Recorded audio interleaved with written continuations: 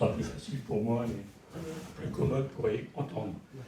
Alors, merci de participer tous à la fête de la science pour favoriser la relation entre les enseignants-chercheurs et les citoyens. C'est très important que ça puisse avoir lieu à Vezin-le-Coquet. La science à proximité des humains est omniprésente et nous ne le savons pas toujours. À travers nos parcours de vie, la science c'est sortir les savoirs des murs universitaires en dehors de toute contingence structurelle. C'est assurément une belle épreuve de proximité, de fraternité et de volonté à vouloir démythifier l'image de la science pratiquée à l'université que de venir à Vezin-le-Coquet parler de la construction des identités et comment elles se réalisent. Quand M.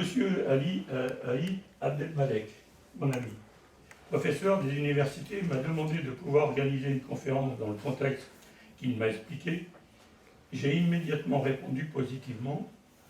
Nous nous connaissons depuis très longtemps, nous sommes amis et souvent unis dans la compréhension des phénomènes sociétaux. Aussi, il me revenait le rôle d'introduire ce moment important, à savoir faire vivre une matière dite molle qui est en vérité indispensable à la construction de nos vies.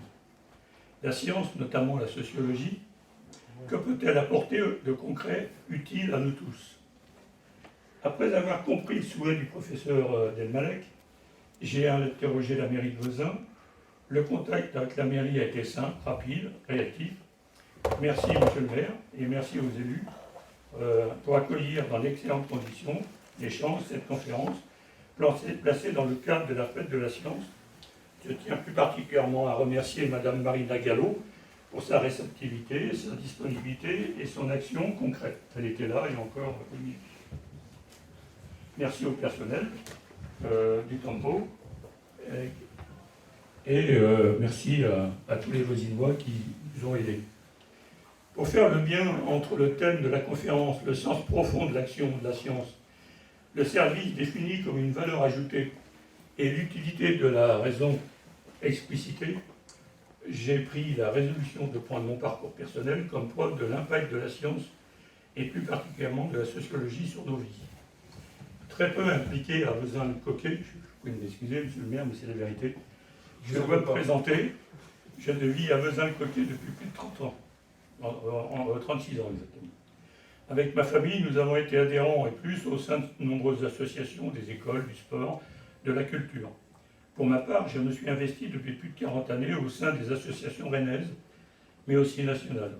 J'ai œuvré pour participer à des rencontres internationales.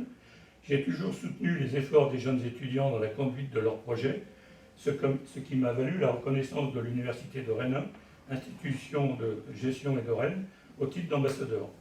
Nous sommes 3 Bretons ambassadeurs à œuvrer pour que les jeunes, les entreprises, les chercheurs, les enseignants puissent se parler et créer de nouvelles valeurs ajoutées à travers le progrès social qui évolue constamment. Cette distinction m'honore, mais elle traduit le lien qui existe entre la société civile et l'université. Pour ma part, après mes 62 ans, jeune retraité, j'ai repris mes études doctorales. J'ai consacré 2 années à la recherche de type socio-économique dans le but de comprendre la nature et l'impact des liens entre les très petites entreprises des artisans, du commerce et des indépendants au cœur des territoires de vie. Les branches professionnelles ont exprimé le souhait de pouvoir analyser les pratiques de terrain et les effets qu'elles produisent sur tout un espace de vie partagé, à savoir un territoire. Autre exemple, je me suis investi auprès de la jeunesse bretonne au sein de l'association Entreprendre pour apprendre, dans le but de rapprocher des écoles primaires, des collèges, des lycées, des universités de Bretagne, afin d'encourager les jeunes à porter des projets. Travailler en Bretagne avec les encadrants, les enseignants, les directions, les établissements a été pour moi riche d'apports nouveaux. Devenu président national, j'ai accéléré le processus en Bretagne pour que la jeunesse entreprenne et porte haut les couleurs des nouveaux projets. Mais l'université et ses chercheurs ont toujours été présents dans les différentes formes d'animation. Très souvent, des travaux menés sur le terrain ont apporté de nouvelles perspectives de collaboration. Après 3 années de bénévolat au Conseil de développement de Rennes Métropole, j'ai participé aux travaux de nombreuses commissions. C'était l'occasion de me confronter aux réalités des projets politiques soumis aux oppositions, aux débats, aux turpitudes, aux aléas, mais aussi aux pressions. Pour traiter tous les thèmes et les concepts formulés, le CODEV fait régulièrement appel aux universitaires pour clarifier la compréhension des nouvelles problématiques. Chaque chercheur invité par les acteurs du CODEV vient apporter sa contribution intellectuelle en ouvrant des portes nouvelles qui permettent d'accéder à des réalisations concrètes possibles. Le but consiste à faire progresser le collectif. Les suggestions bien étayées enrichissent de nouvelles matières et de nouveaux projets. Je me suis investi brièvement, 2 ans, au sein d'une association très connue à Rennes qui accueille des femmes en souffrance. Devant la gravité des faits constatés tous les jours, devant les chiffres qui montrent que la relation en couple devient très problématique, devant les catastrophes familiales qui laissent à l'abandon des enfants, devant le désarroi des responsables face aux dures réalités criminelles, j'ai donné sans compter pour apporter du bien-être autour de moi dans ces lieux précieux. Il y a tant et tant à faire. Là encore, les sciences sociales interviennent quasiment au quotidien pour apporter de nouvelles modalités de prise en charge de la personne, de la famille, du foyer, de l'enfant. Les chercheurs ouvrent de nouveaux horizons dans le but, la page suivante, de pouvoir améliorer.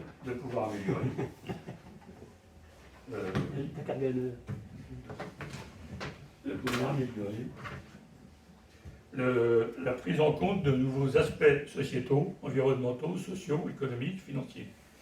Derrière les prises en charge, il y a nos impôts que les élus politiques orientent vers l'application de nouvelles dispositions structurelles. La vie continue. Avec mon engagement au sein d'Amnesty International depuis plus de 30 ans, je suis un soutien donateur qui veille au respect des personnes dans le monde entier. Cela peut concerner un condamné à mort comme des actes de torture pratiqués par des dictateurs. Les grands dossiers de l'association revendiquent l'application des droits de l'homme et de la femme comme objectif universel. Des juristes, des diplomates, des chercheurs apportent sans leur contribution dans le seul but de négocier la liberté individuelle pour tous les terriens dans un contexte égalitaire. C'est aussi vrai pour Médecins sans frontières ou Greenpeace. Je ne compte plus le temps que j'ai donné au Stade Rennais Athlétisme pendant quelques années, dont le but de faire valoir des perspectives de performance sur tous les stades de France. Là encore, les chercheurs des STAPS de l'Université Rennes 2 ont ouvert des laboratoires pour accueillir des athlètes à la recherche de leur meilleur niveau moral, intellectuel, physique, psychique, tout en fondant leur pratique sportive à l'eau claire. Le sport rennais, dans toutes ses composantes, bénéficie des expériences, des savoirs, des résultats obtenus par les universitaires. La science est au service des compétiteurs dans le strict respect des lois nationales et de l'avis du compétiteur qui doit toujours rester en bonne santé. Il me restait une nouvelle piste à éclairer pour lier mes valeurs républicaines, laïques et civiques à une démarche projet qui concerne tous les terriens. La République présente la tolérance, la balance comme symbole de justice. Interpellé par le symbole, j'ai tenté le parcours de conciliateur de justice pendant plusieurs mois dans le but de présenter ma candidature. Mon dossier a été bien accueilli par la magistrature rennaise. Par obligation, je suis inscrit à l'École nationale de la magistrature. J'ai repris le chemin de l'école, j'apprends, je m'informe, je m'investis, je participe également aux réunions de concertation entre l'école, la justice, le devoir citoyen, ceci en concertation, en respectant le serment que j'ai formulé pour statuer la conciliation. J'ai été nommé par ordonnance du président de la Cour d'appel de Rennes, compté du 1er juin, pour couvrir les circonscriptions de Rennes-Nord et Béton. C'est une charge, mais pour la réaliser, les spécialistes en droit qui figurent au sein des grandes écoles, les experts bretons et rennais, les avocats, les universitaires, tous apportent des recommandations, des regards, des analyses, des contributions qui font progresser le droit. Comment éviter que le droit devienne la Bible du peuple français pour ne pas sombrer et plonger dans des formes d'autoritarisme? La recherche par des érudits prend forme au quotidien et génère de nouveaux savoirs profitables à tous et aux citoyens. Les juristes, les avocats, les magistrats, les officiers ministériels, les auxiliaires de justice, tous s'investissent pour influencer le devenir et l'utilité des lois, ainsi que sur la manière de les appliquer. Le droit est une science vivante au service de l'intérêt du plus grand nombre de sujets qui partagent un même territoire. La loi doit faire l'objet d'une application très rigoureuse. tout en s'autorisant à distinguer la forme et le fond du texte. Les scientifiques sont en éveil permanent et apportent de la valeur ajoutée, souvent à travers les jurisprudences qui évoluent tous les jours. C'est une justice vivante, de proximité, gratuite, accessible, humaine, qui est offerte aux citoyens. La science, représentée par les travaux de nos experts, ouvre des portes qui donnent accès aux nouvelles pratiques de vie des citoyens au sein d'un territoire géographique tracé et publiquement convenu.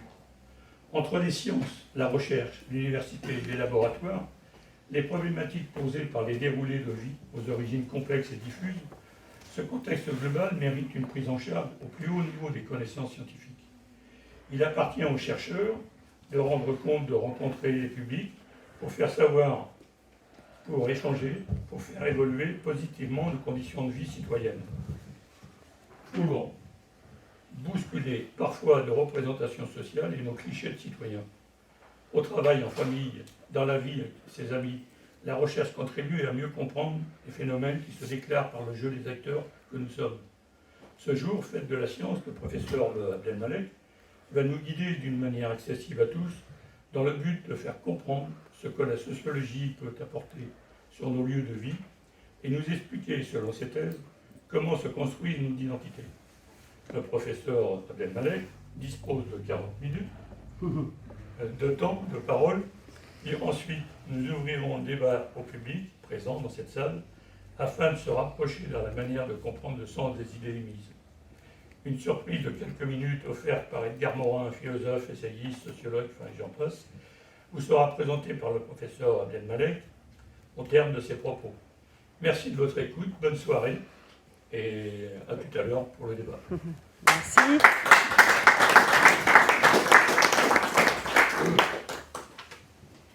Voilà.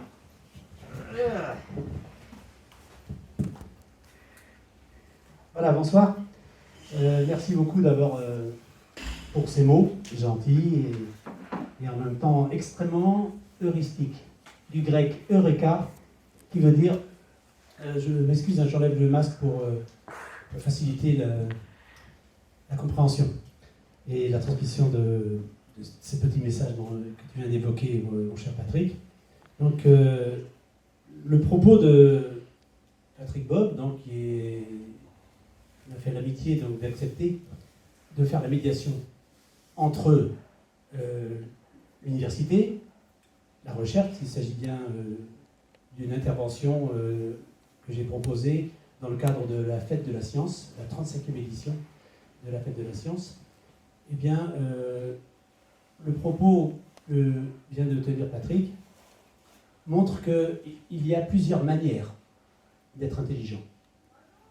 Intelligent, bien sûr, au sens psychosociologique, et non pas au sens du docteur Binet, qui avait cru pouvoir quantifier, pouvoir repérer un niveau d'intelligence à travers son fameux QI, le fameux quotient d'intelligence. L'intelligence, pour moi, doit être différenciée de la culture. Et vous savez, les uns et les autres, comme moi, bien sûr, que on peut être extrêmement cultivé, sortir même de grandes écoles, y compris l'ENA, Polytechnique, etc., et avoir une intelligence un peu limitée. L'intelligence, c'est la capacité qu'a un acteur, qu'a un individu, à s'adapter à des situations multiples et variées.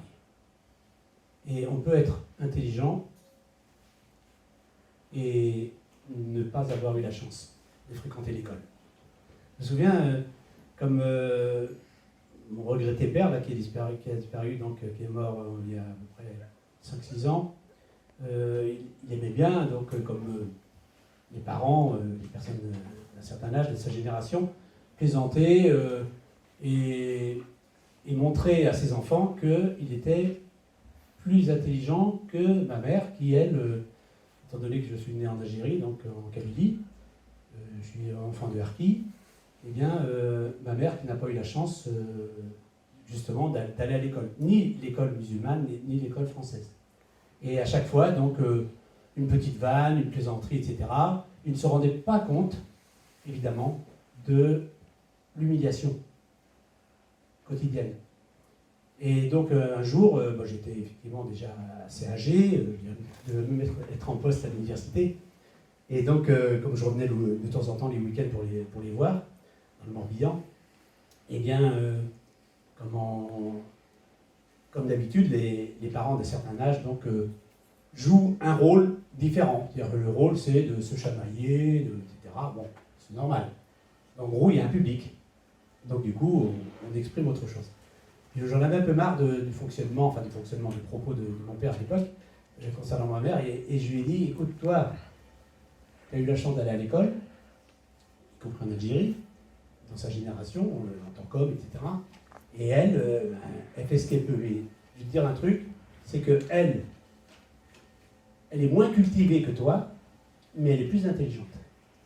Et donc, oui, qu'est-ce que tu veux dire par là? Tu veux dire que je ne suis pas intelligent? Je dis non. Je lui ai dit qu'elle était plus intelligente que toi.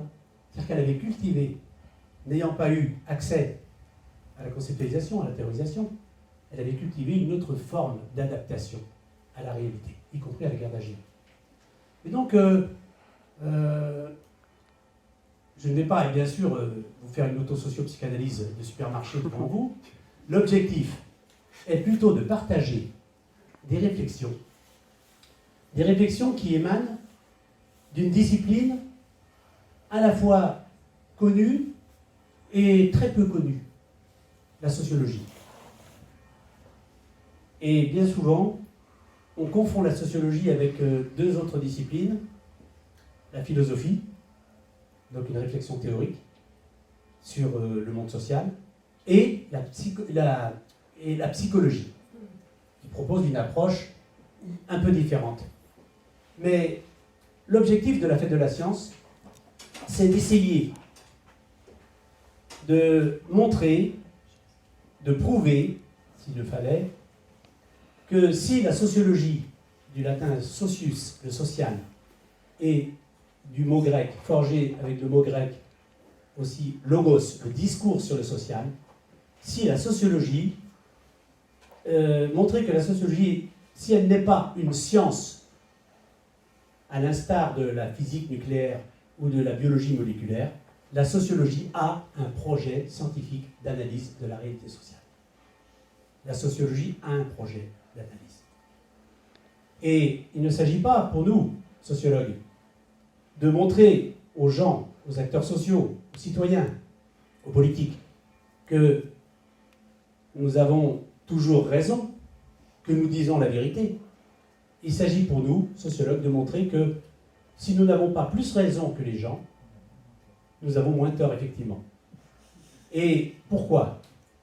Tout simplement parce que, à la vérité proposée, prônée par l'approche philosophique, la vérité avec un grand V et toujours au singulier, nous substituons en sociologie le mot vérité avec un petit v et toujours au pluriel. Et nous avançons la vérité, la quête de la vérité, la quête de vérité au pluriel est un projet. Ça n'existe pas la vérité, c'est un projet. Et on essaie de s'en approcher en rationalisant le monde, comme Descartes notamment l'avait proposé, en rationalisant, c'est-à-dire en conceptualisant. Du latin conceptus, fruit de la raison, fruit de l'intelligence. Et donc, le propos de Patrick tout à l'heure est effectivement largement aussi intelligent que le propos du moindre chercheur, quelle que soit son obédience, quelle que soit sa discipline, mais on a bien vu, à travers l'évocation de ces... Attends, je vais enlever ces... Si à chaque fois qu'il y a un mail, ça apparaît, c'est... Incroyable. Même si je n'ai rien à cacher, lui, quand même. Incroyable. Alors, je disais que le propos qui a été tenu tout à l'heure, donc, est un propos, effectivement, à forte teneur théorique et, je dirais même, d'objectivation. Je dirais même que Patrick a objectivé sa propre subjectivité. C'est très intéressant, puisque ça apporte beaucoup aussi à la connaissance. Mais, quand un acteur social, un militant, un responsable politique, un responsable institutionnel de collectivité publique territoriale ou autre, met son intelligence en branle, réfléchit, eh bien, il met son intelligence au service du changement social. On réfléchit, on pense et on s'exprime pour améliorer, le cas échéant, la réalité sociale. En tout cas, pour que ça change. Par contre, au niveau de la recherche, quand on réfléchit, quand on pense, quand on analyse, on met son intelligence exclusivement au service de la connaissance. Et pour ça, il s'agit de faire, pour reprendre un petit peu le mot du philosophe Gaston Bachelard, une double rupture épistémologique. Pardon pour les grands mots, mais par moments, on a beau vouloir ne pas trop jargonner, mais parfois, on est un peu obligé. Mais je vais faire en sorte, ce soir, dans le temps imparti, effectivement, de définir les termes que j'emploie.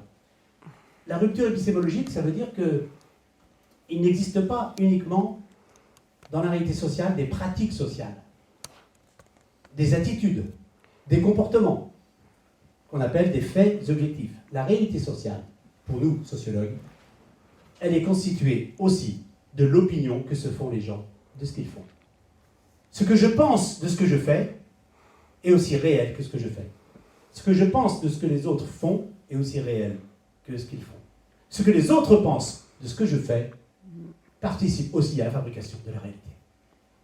Ça veut dire que, tout simplement, les opinions, toutes individuelles, parce que la notion d'opinion publique est un fantasme inventé par notamment des politiques qui mettent en place des sondages pour soi-disant recueillir une opinion publique, mais au lieu de recueillir une opinion publique, en faisant le sondage, ils la fabriquent. Un petit peu comme les mauvais journalistes. Normalement, quand on analyse l'actualité, on est censé rendre compte de l'opinion, rendre compte d'opinions et les analyser. Et le problème, c'est que dans les médias, trop souvent, on confond rendre compte et analyser les pratiques sociales avec la fabrication de l'opinion. Ce qui n'est pas un moindre problème en démocratie, dans les démocraties. Donc, quand on met son intelligence au service de la connaissance, on doit rompre une première fois avec l'usage des mots. Donc, ce soir, je ne vais pas vous parler avec des mots. Les mots veulent tout dire, et parfois leur contraire. Les mots sont polysémiques. Ils veulent dire plein de choses. Le mot avortement n'a quand même pas tout à fait le même sens pour tout le monde. Imaginez une Burkinabé de 80 ans qui a eu 20 petits-enfants et 10 enfants. Le mot avortement n'a pas le même sens que pour une jeune bretonne de 20 ans ou une femme de 40 ans qui ne peut pas ou n'a pas eu, ne peut pas avoir d'enfants, etc. Donc les mêmes mots veulent dire des choses très différentes selon les locuteurs, selon les statuts, selon les idées des uns et des autres. Et donc du coup, il faut rompre une bonne fois pour toutes avec les mots. Donc je ne parlerai pas ce soir en utilisant des mots. Deuxième rupture, il faut rompre aussi avec les notions. Et qui utilise des notions? Les notions sont un peu mieux définies. La notion de pauvreté, la notion de territoire, la notion d'identité, la notion de culture, la notion de santé. La notion de pauvreté, par exemple, si on faisait un tour ici pour définir la pauvreté, certains diraient c'est ne pas avoir d'argent, d'autres c'est mal manger, d'autres c'est avoir une santé précaire, d'autres ne pas savoir où dormir ce soir. Donc on arrivera à peu près à définir la notion de pauvreté.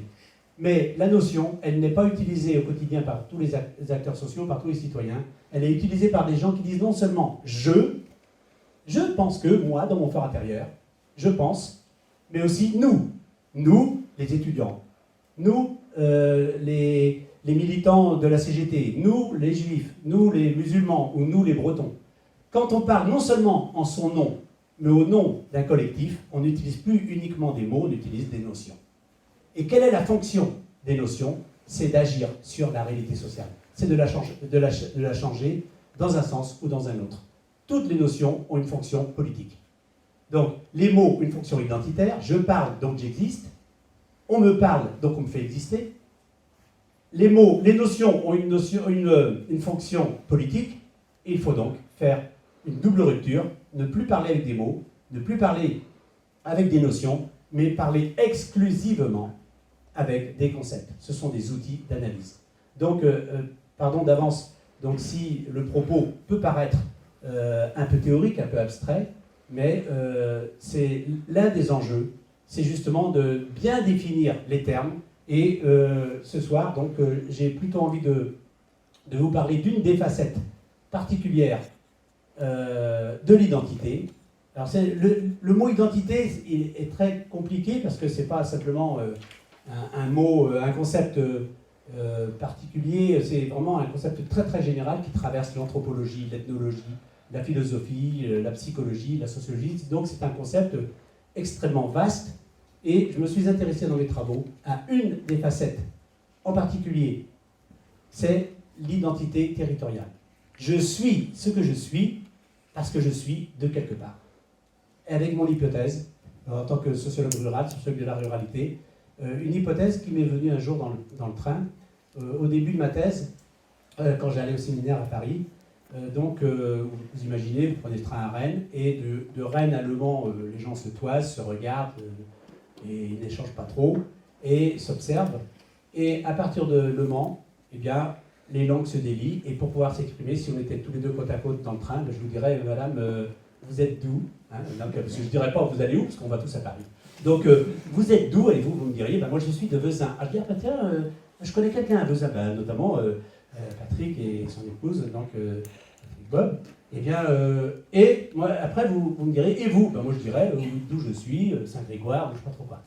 Et donc, ça, c'était au début de ma thèse. Vous êtes d'où? Brest. Ah, Brest même. J'ai un cousin appelé vers Jésus. Ah ben oui. Bon. Et donc, l'identification des acteurs dans les échanges, c'était le territoire. Et puis, progressivement, donc j'allais au séminaire régulièrement, etc. Puis je prenais toujours le train. Puis tout d'un coup, un jour, je me suis rendu compte, mais les gens, pour me parler, ou pour parler à leurs voisins de wagon, parce qu'à l'époque, c'était pas le TGV, donc on avait un peu le temps d'échanger, il y avait des relations sociales, au moins. Et donc, les gens disaient, mais vous êtes dans quoi? Sous-entendu, fonctionnaire, pas fonctionnaire, dans la police, à la poste, dans l'éducation, dans le travail social, ouvrier, etc. Et donc, je me suis dit, mais c'est marrant ce changement, la société elle se modernise, donc elle s'urbanise, donc elle s'industrialise, elle se technicise, et de temps en temps, elle se démocratise. Et donc, pourquoi avoir travaillé, donc pendant au moins une trentaine d'années, sur ce que j'ai appelé le passage de l'identité territoriale dans la société rurale traditionnelle à une identité professionnelle dans une société urbaine et moderne? Et tout simplement parce que ce n'est pas le changement en tant que tel qui est impressionnant. C'est le fait que quand l'identité était territoriale, les acteurs sociaux avaient une identité horizontale. Personne ne se... Vous êtes de Vezin, moi, mettons Saint-Grégoire, on est simplement différents. Par contre, si moi je vous dis que je suis professeur d'université et vous au chômage, vous serez en dessous. Et si moi je me dis que moi je suis au chômage et que vous êtes avocate, vous serez en dessus, au-dessus. Si je vous dis je suis professeur des écoles et vous infirmière, on dira à égalité. C'est-à-dire que dans l'identité professionnelle, eh bien on a affaire à des gens qui sont comme nous, des gens qui sont au-dessous ou des gens qui sont au-dessus. L'identité verticale est une identité excluante. Et en plus, hiérarchique. Parce que si la personne qui s'exprime donc, a la chance d'avoir un travail, elle a donc une identité professionnelle. Mais si la personne... voilà, merci. Si la personne est au chômage, et en plus au chômage depuis longtemps, on appelle aussi le CLD, chômeur de longue durée, eh bien, aujourd'hui, dans la société moderne, plus encore que dans la société traditionnelle et rurale, ne pas avoir d'identité territoriale, c'est prendre le risque de ne pas avoir d'identité tout court. C'est-à-dire de ne pas exister aux yeux d'autrui, aux yeux de la société, mais aussi à ses propres yeux. Et on a une formidable augmentation, malheureusement, de la consommation de psychotropes, de produits, de médicaments pour dormir la nuit, et aussi des tentatives de suicide, et malheureusement d'un certain nombre de suicides réussis notamment dans un certain nombre de groupes sociaux, par exemple les paysans, sur lesquels j'ai eu l'occasion de travailler, le subside des paysans bretons. Et donc, le passage de l'identité territoriale à l'identité professionnelle n'est pas un problème en soi, parce que la société change, elle a toujours changé. Et je voudrais, pour terminer cette présentation rapidement, c'est de dire que la société, elle a toujours changé. Elle change depuis l'Antiquité, à nos jours. Mais elle a plus changé, notre société, ces 40 dernières années, que les 4 millénaires qui l'ont précédée. La nouveauté, c'est que la société change de plus en plus vite. Et il y a donc une accélération du rythme des changements. C'est un train, pire qu'un TGV, mais qui laisse beaucoup de gens sur le quai de la modernisation. Et donc le problème qui se pose, c'est que notre société, du fait de la place prise par le travail, prise par l'emploi, prise par les carrières professionnelles et l'identité professionnelle, notre société est de moins en moins une société qui intègre et de plus en plus une société qui exclut. Et donc, la gestion politique de cette affaire, eh bien, elle nécessite justement des croisements de regards. Et il faut absolument que l'université, la recherche, les laboratoires de recherche arrêtent de se comporter comme ils se comportent traditionnellement, c'est-à-dire isolés, comme si la recherche était une tour d'ivoire. Et je crois que, comme disait notre grand maître et fondateur de la sociologie française, Émile Durkheim, eh bien, la sociologie ne vaudrait pas une heure de peine si elle était utile. Et c'est précisément la raison de ma présence ce soir. C'est-à-dire qu'il ne s'agit pas pour nous simplement de donner des cours à des étudiants pour reproduire le milieu. Vous savez, on forme 400 étudiants pour aboutir à 4 sociologues. Donc, vous imaginez un peu les 396 autres, à quoi ça servirait si c'était simplement de donner des cours pour non pas donner des compétences réelles aux gens, parce que les étudiants aujourd'hui, malheureusement, et là j'en ai 2 là, qui sont présents, et je les en remercie, eh bien les étudiants, les primo-entrants, viennent plus chercher à l'université le symbole de la compétence plutôt que la compétence. Le symbole de la compétence, c'est une note. Et donc, ce qui obsède les jeunes étudiants, malheureusement aujourd'hui, de plus en plus, c'est justement l'évaluation, les diplômes, beaucoup plus que l'acquisition de réelles compétences et capacités. Donc aujourd'hui, nous sommes dans une société où le paraître est en train de dépasser l'être. Vous êtes intelligent, mais vous paraissez stupide, vous ne trouverez pas de boulot. Vous êtes stupide, mais vous paraissez intelligent, on vous embauche. Et vous savez, les effets sociaux sont dramatiques. Vous voyez un peu les problèmes qu'il y a dans les services quand on recrute justement en se trompant à ce point. Voilà. Et donc c'est justement pour éviter ce genre de choses que là, en aidant, vous voyez, j'ai 7 petites idées, et ça va aller très rapidement, parce que j'ai déjà évoqué la plupart. Alors, le plan, de toute façon, vous le retrouverez au fur et à mesure, parce que j'ai pris soin, un peu comme à l'université, parce qu'on est censé être un petit peu pédagogue quand même, donc j'ai pris soin de rappeler en permanence, quand j'aborde le 3e point, les intitulés du premier et du deuxième, parce qu'évidemment, il y a une logique d'exposition que j'ai vraiment souhaité. Alors, voilà, on voit, la recherche en sciences humaines et sociales, il y a des enjeux, mais il y a aussi des limites. Et la question de la sociologie est-elle une science, j'ai déjà répondu. La fin du scientisme, pourquoi j'ai évoqué ça? Tout simplement parce qu'aujourd'hui, eh bien, nous ne sommes plus comme au XIXe siècle, où l'on croyait que les progrès scientifiques allaient amener des progrès dans la société, et que les progrès dans la société allaient amener des progrès dans la vie des individus. Et je crois qu'il y a eu un tournant à Nagasaki, donc au Japon, à partir du moment où la bombe atomique, la bombe A, le fruit de résultats de la recherche scientifique, eh bien, on s'est aperçu que oui, la science, ben oui, il peut y avoir Pasteur, il peut y avoir des recherches médicales qui nous permettent de soigner les maladies, d'adoucir les peines et de travailler moins, et d'être éventuellement plus heureux. Mais la science, ça dépend ce qu'on en fait. La science, c'est ni bien ni mal, c'est comme la langue d'Ésope. Donc, c'est positif quand c'est utile à tout le monde, et ça l'est beaucoup moins quand on est obsédé par la vente, par exemple, de sous-marins. Et donc, surtout les sous-marins nucléaires. Donc, aujourd'hui, quand on s'aperçoit qu'on sait tous, les uns et les autres, que la France, par exemple, a de quoi faire imploser 40 fois la planète. Donc pourquoi, on n'en sait rien, mais en tout cas, quand on voit les États-Unis, c'est une industrie de l'armement. Les États-Unis qui vivent dans le fantasme d'être un empire, et depuis 1944, les accords de la Havane, les accords de fameux General Agreement on Tariff and Trade, les accords du GATT, aujourd'hui on parle de l'Organisation mondiale du commerce. Je vous rappelle quand même que les États-Unis sont à l'origine des accords du GATT, et c'est le seul pays au monde à ne pas avoir signé les accords. Et donc, comme d'habitude, faites ce que je dis et pas ce que je fais. Et donc, tout ça pour revenir sur l'idée que la science, eh bien, elle a abouti aussi à la division des corps humains.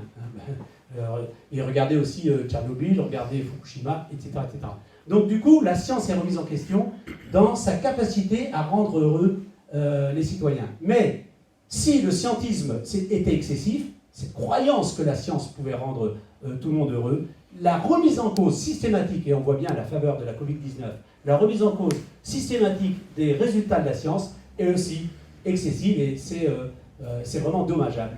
Parce que aujourd'hui, je crois que nous vivons une période traversée par ce que moi j'ai appelé en philosophie le relativisme culturel. Tout se vaut. Donc on a sur France Inter une personne qui passe un coup de fil, voilà, en face on a un infectiologue ou quelqu'un qui éventuellement a un prix Nobel et qui dit mais écoutez, je ne suis pas d'accord avec vous, moi je pense que plutôt le virus il vient de telle chose. Non mais on croit, on marche sur la tête, on délire complètement. Donc on a des journalistes, on a qui se veulent des médiateurs entre le discours populaire et le discours des scientifiques et le discours des hommes politiques. Donc tous les discours sont mis à plat. Oui, et moi je vois bien, j'ai fait des conférences par exemple devant des agriculteurs, parce que je suis sociologue rural, donc j'ai animé des assemblées générales de coopératives d'utilisation de matériel agricole par exemple. Eh bien, pendant le débat, il y a toujours quelqu'un qui, en posant sa question, dit « Oui, quand le sociologue a dit ça, je suis d'accord. Quand le sociologue a dit ça, je ne suis pas du tout d'accord avec lui. C'est pas comme ça que c'est dans la réalité. » Ah bon? Bon. Et donc on compare quoi? On compare une opinion à une analyse. Et c'est là la limite. On confond tout. Et de mon point de vue, il faut, comme je l'ai mis là, relativiser, y compris le relativisme. Donc, bien sûr qu'il faut relativiser les choses, mais ne pas non plus scier la branche sur laquelle on est assis. Bon, il y a deux branches, hein. Il y a la science et la démocratie. Ce sont deux branches très fragiles. Donc, on voit bien aujourd'hui la démocratie comme elle est agressée. Elle est agressée à la fois par les obsessionnels compulsifs de la représentation nationale, donc les gens, la démocratie représentative. Nous sommes élus, donc nous sommes en haut de la pyramide. Nous sommes peu nombreux et bien sûr nous appartenons à une élite qui décide, et la masse, comme disait le général de Gaulle, les Français sont des veaux, en 2 mots en plus. Et donc la démocratie représentative, quand elle est excessive, elle prend les gens pour les imbéciles, et on en a malheureusement trop souvent des réactions qui sont justifiées. Mais en même temps, la démocratie est aussi agressée par l'autre excès, la démocratie participative. La démocratie participative consiste à dire que toutes les élites sont corrompues. Et on met effectivement tout le monde dans le même sac. Donc on a la démocratie qui, de mon point de vue, est un beau concept, à la condition sine qua non de ne lui ajouter aucun qualificatif, aucun adjectif. Une société est démocratique ou pas. Et donc nous n'avons pas à passer d'un excès à l'autre. Alors donc du coup, rompre avec les mots, je l'ai dit, rompre avec les notions pour conceptualiser. Et en même temps, je crois que l'un des soucis de la recherche aujourd'hui, notamment en sciences humaines et sociales, c'est de lutter contre la montée de l'irrationnel. Les églises se vident, les sectes se remplissent. Et donc, je crois que partout où il y a du discours dogmatique, partout où il y a du discours ésotérique, partout où il y a du discours métaphysique, aujourd'hui, eh bien il faut tout simplement le dénoncer. Alors je ne parle pas comme un certain nombre de médecins qui estiment que tous ceux qui ne sont pas docteurs en médecine sont des imposteurs. Bon, ma femme a eu un zona il n'y a pas longtemps. Il y a eu une femme qui, je ne sais pas ce qu'elle a fait, mais en tout cas, elle a guéri. Bon. Et donc, il faut avoir une vision un peu ouverte. Ça ne veut pas dire remettre en cause la science et mettre tout au même plan. Alors, donc, on y va pour les points. Alors, le problème de la sociologie, c'est qu'elle analyse des faits sociaux, c'est-à-dire, par exemple, l'identité ou la culture. Dans un premier temps, un fait social est extérieur aux individus. Par exemple, la langue française, eh bien, la France ne vous a pas attendu pour proposer une langue. Et donc, la langue française est extérieure, dans un premier temps, mais par les Français, s'impose comme une forte contrainte. Et il s'agit donc d'intérioriser le fait social. Mais l'identité et la culture, ce ne sont pas des faits sociaux anodins. 4 dimensions caractérisent, de mon point de vue, les faits sociaux totaux, le fait social total. Donc, dès qu'on analyse le moindre problème dans la société, il a une dimension politique, parce qu'il y a des décisions, il y a des lois, il y a des directives, il y a des décrets. Il a une dimension économique, parce qu'il y a aussi de l'argent. Un fait social rapporte et coûte, pas au même bien sûr, mais en tout cas il y a une dimension économique. Une troisième dimension, c'est une dimension technique, et la quatrième, culturelle et symbolique, donc comme dimension du fait social. Et là, comme j'ai déjà évoqué cette diapo, ça m'arrange, mais je voudrais insister sur les 3 dimensions de l'identité. Le temps, le territoire et les stratégies individuelles et collectives. Le temps, eh bien, c'est justement très très important de situer l'identité sur l'espace temporel. Les individus, donc il y a un problème d'âge, de génération, et les événements se sont passés hier, se passent aujourd'hui ou se passeront demain. Le territoire, eh bien, vous allez me dire, les Juifs avant 1948 n'avaient pas de territoire. Eh bien si, le territoire au sens socio-anthropologique, c'est un tissu, un faisceau de relations sociales et humaines. Et donc, le territoire, c'est ce qui rassemble. Religere, ça donnait le mot religion en latin, donc religere. Et donc, le territoire, c'est ce qui unit, ce qui rassemble les acteurs sociaux. Et enfin, l'identité renvoie toujours à un minimum de stratégie individuelle et ou collective. Concernant la culture, eh bien, il y a 3 grandes institutions qui interviennent dans la fabrication de la culture.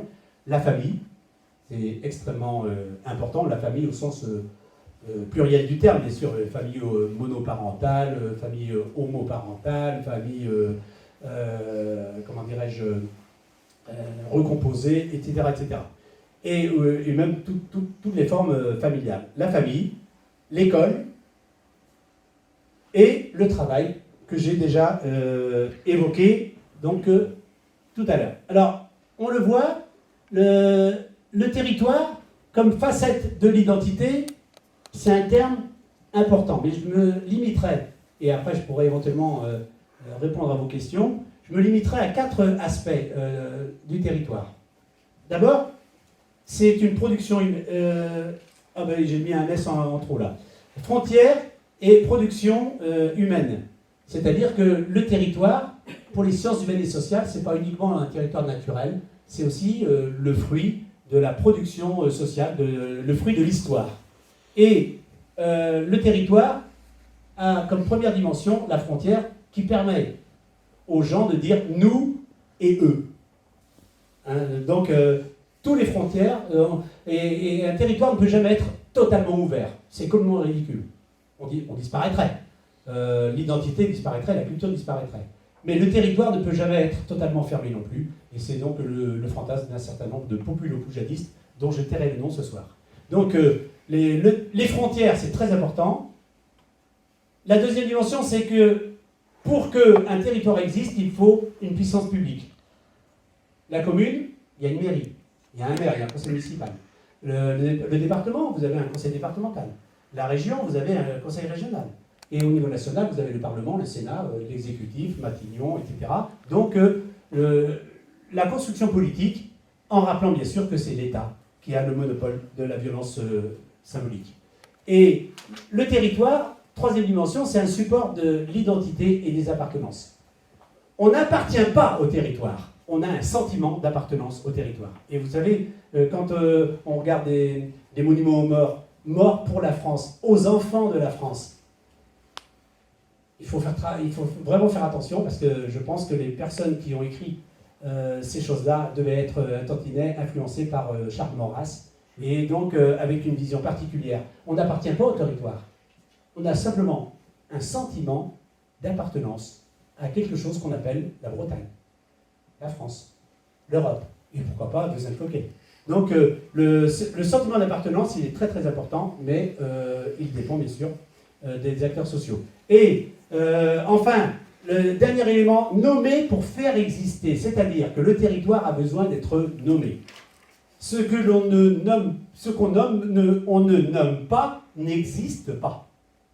Oui, donc le nom, la topographie, c'est quelque chose d'extrêmement important. Et j'avance en insistant justement sur l'idée que on ne peut rien comprendre au territoire sans réfléchir en même temps à l'identité, et on ne peut rien comprendre au territoire et à l'identité sans penser le politique. Territoire, identité et politique, ce sont des concepts interactifs. Il y a une interaction.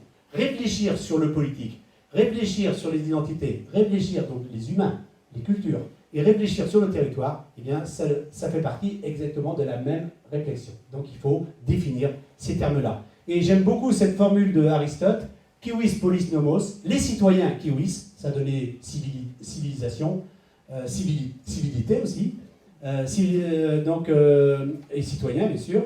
Polis, c'est la cité en grec, ça donnait politique et aussi policé, et nomos, ce sont des normes. Pourquoi obéit-on à la loi? Eh bien tout simplement parce que ce sont les citoyens qui, ensemble, soit par la représentation ou de manière directe, ont décidé des normes de vie collective. On ne peut pas vivre sans règles, on ne peut pas vivre sans normes, on ne peut pas vivre sans loi. Et donc, on arrive justement à je voudrais juste terminer par les logiques territoriales, et j'ai d'autres éléments, mais je préfère vous les apporter dans le cadre de l'échange. Je crois que quand on pense à travers le fonctionnement de la société, à travers le concept de territoire, eh bien, on ne peut pas ne pas penser, pour le cas de la France, à un débat vieux de 2 siècles. La démocratie, pour les Jacobins, c'est une décision prise au centre, au nom de l'intérêt général. En gros, Paris est une décision qui va s'appliquer à tout le monde, sur l'espace, sur le territoire national. Cette vision jacobine, donc des Jacobins, a toujours été contestée par une vision plus girondine. Et pour les Girondins, eh bien, la démocratie, c'est une décision qui est prise au plus près des citoyens et à travers la subsidiarité. Donc, ce qu'on ne réussit pas à résoudre dans la commune, on tente au niveau du département, on ne réussit pas, on passe à la région, on ne réussit pas, on passe à la nation, et aujourd'hui, donc, à l'Europe. Et donc, ces deux logiques territoriales s'incarnent, de mon point de vue, par 3 niveaux territoriaux. Et pourquoi j'ai appelé la première logique l'idéologie nationale? Tout simplement parce que c'est elle qui a gagné, et que dans la tête des gens, en France, eh bien, ces territoires-là, ces 3 niveaux, commune, département et État-nation, sont des territoires de projet. Et l'utopie, en grec utopos, lieu de nulle part, ce sont des territoires à fabriquer, des territoires en devenir. Ce sont des projets de territoire. J'oppose donc les territoires de projet idéologiques et les projets de territoire utopiques. Et donc, on a la commune, avec bien sûr monsieur ou madame le maire, le conseil municipal, etc. Donc la commune, qui est le lieu perçu comme le lieu de vie locale et le lieu le plus citoyen pour exercer la citoyenneté. Le département, avec l'exécutif que vous connaissez, et aussi la représentation de l'État par l'intermédiaire du préfet, et l'État-nation. Voilà la logique mentale, intellectuelle, en sociologie politique en tout cas, commune, département, État-nation. Et des personnes opposées, des citoyens, des politiques, des groupes politiques, des individus et des groupes, eh bien, préconisent 3 autres niveaux territoriaux. Le pays, vous savez, une ville de moyenne de de 2000, 3000, 4000, 5000 habitants et entouré de communes rurales, de petites villes. Et donc le pays au sens latin du terme, le pagus, le terroir. Hein, donc je ne parle pas de circonscription ou de communauté de communes, je parle de pays, c'est-à-dire de lieu de vie, où il y a un sentiment d'appartenance. Ah, oui. Puis quand il y a un mariage, justement, M. le maire évoquait le mariage tout à l'heure, ma fille, elle a épousé quelqu'un qui n'est pas du pays. Donc au début, je pensais que c'était une étrangère, mais non, c'est une femme de Vezin qui épouse un grégorien, et donc ça suffit pour dire que c'est un autre pays. Donc le pays, la région, donc la Bretagne, qui est une région à la fois chargée culturellement et ayant une spécificité historique, hein, puisque la Bretagne est une région qui a été francisée sans même passer par la guerre, puisqu'il s'agit d'un mariage en 1532 ratifié par François Ier. Donc le mariage en plus ayant eu lieu à Nantes, ce qui permet aux Bretons purs et durs de parler de la Bretagne à 5 départements. Bon.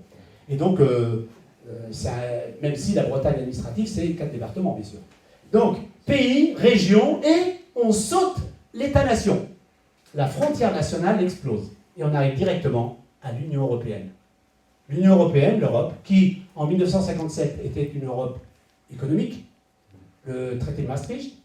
En 1986, avec l'acte unique européen, eh bien, on est passé à une Europe beaucoup plus politique, et on est passé de la CEE à la CE, Communauté européenne, et avec le traité de Maastricht, en 1992, eh bien, nous sommes passés de la CEE à l'UE, l'Union européenne, c'est-à-dire d'une politique économique, d'une Europe économique à une Europe politique, et d'une Europe politique à une Europe culturelle. La fabrication du nouveau citoyen, le citoyen européen. Et là, on voit bien qu'il y a quelques personnes qui mettent des freins à main, et notamment les Anglais. Et donc, voilà, ces deux logiques-là sont abstraites. Elles sont théoriques. Parce que le maire peut aussi être élu au niveau de la région. C'est-à-dire que les stratégies des individus, les stratégies des acteurs tiennent compte de ces deux logiques-là. En gros, moi ce que j'appelle, et comme ça je ne me ferai pas rouspéter par Patrick, donc je vais laisser ouvert ensuite à la discussion. Non, Eh bien, ce que j'appelle... Il y a également... Oui, mais je vais passer là. Ouais. Ce que j'appelle idéologues, les idéologues dans le champ politique, ce sont ceux qui sont au pouvoir. Quand on est au pouvoir, on trouve ça tout à fait normal. On est élu, et en plus on a... tous les hommes politiques, les femmes politiques n'ont pas des égos surdimensionnés, je crois que normalement, elles se trouvent légitimes, et c'est très bien. Quand on est au pouvoir, on tient un discours idéologique. Et quand on ne l'a pas, on propose une alternative. Et donc, s'oppose dans le champ politique, à tous les niveaux, du local à la nation, voire du local à l'Europe, se pose le problème du combat pour le politique, pour le pouvoir, pour l'autorité, dans le territoire, au sein du territoire, entre les idéologues qui veulent rester au pouvoir et les utopistes qui voudraient le leur prendre. Et du point de vue de l'analyse, comme j'ai travaillé de manière longitudinale dans mes divers travaux, je me suis rendu compte que les gens qui sont utopistes, quand ils sont élus, deviennent très rapidement des idéologues. Et donc, le débat entre idéologie et utopie, et on le voit par exemple chez les Verts, et on a bien vu, ils ont quand même, honnêtement, si j'avais fait un pari, je ne donnais pas cher de la peau de Jadot. Tout simplement parce que, dans son discours, il s'adresse effectivement aux citoyens français. Alors que le vote concernait des militants verts, ayant un profil sociologique bien particulier. La plupart du temps, des urbains, des gens ayant des diplômes, des gens conscients, en tout cas se croyant les seuls conscients des problèmes environnementaux, et donc des gens qui proposent une alternative.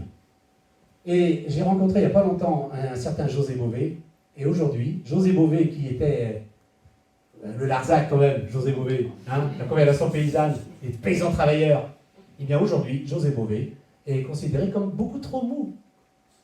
Parce que il est député européen, donc il y a quand même une grosse différence entre être dans l'opposition et la quête et la conquête du pouvoir et l'exercice de la responsabilité. Je vous remercie.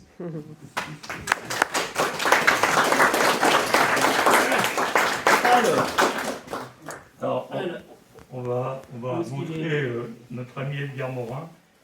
Et son message dure combien 3 minutes Oui, il est assez. 3-4 minutes. Et après, on donnera la parole. Voilà. Alors, ça, non, non, c'est pas Mélenchon, ça. Non. Je te trompe pas. Voilà. Et non, mais je l'avais tout à l'heure, mais. Oui, on l'avait, mais... Ouais, c'est bien. Donc, autrement, de toute façon. Hop.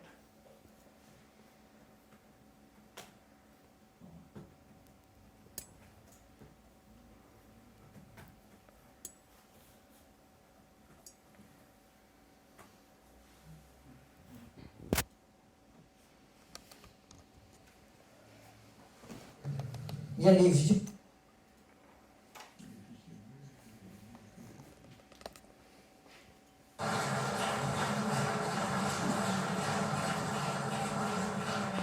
C'est quoi, elle a été reçue à l'Élysée pour ses 100 ans.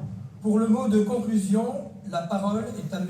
Edgar Morin. Donc, je Je vous vous passe invite sur le M. discours de Morin à Macron. vous présenter sur la scène.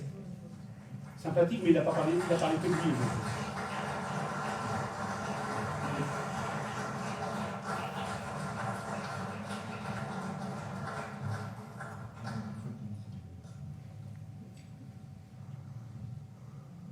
Monsieur le Président, Madame Macron, ça va, mes chers amis, tous les intervenants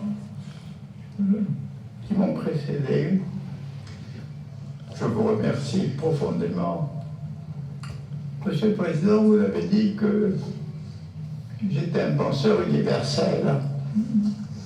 Je pense que c'est un peu trop dire, mais je pense que la pensée complexe est une pensée à compétence universelle, c'est-à-dire que quand on l'applique dans les différents champs du savoir, on est capable de relier, de saisir les contradictions, les difficultés, et ça c'est un point.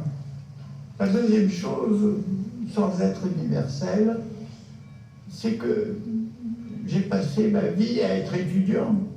C'est-à-dire que chaque fois que j'avais un travail à faire, j'étudiais beaucoup et ça m'enrichissait. Quand je pense par exemple à mon livre L'homme et la mort, j'ai dû faire une exploration sur les croyances des sociétés archaïques, sur les religions, sur les différentes façons de considérer la mort, sur la poésie, sur la psychanalyse, bien entendu, la biologie.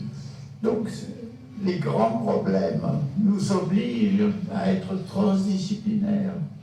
Et cette transdisciplinarité, au cours des années, s'enrichit d'un savoir multiple. Donc, dans ce sens-là, effectivement, j'ai passé ma vie, disons, à essayer de penser ce que c'est être humain, ce que c'est que vivre, ce que c'est que ce monde dans lequel nous vivons.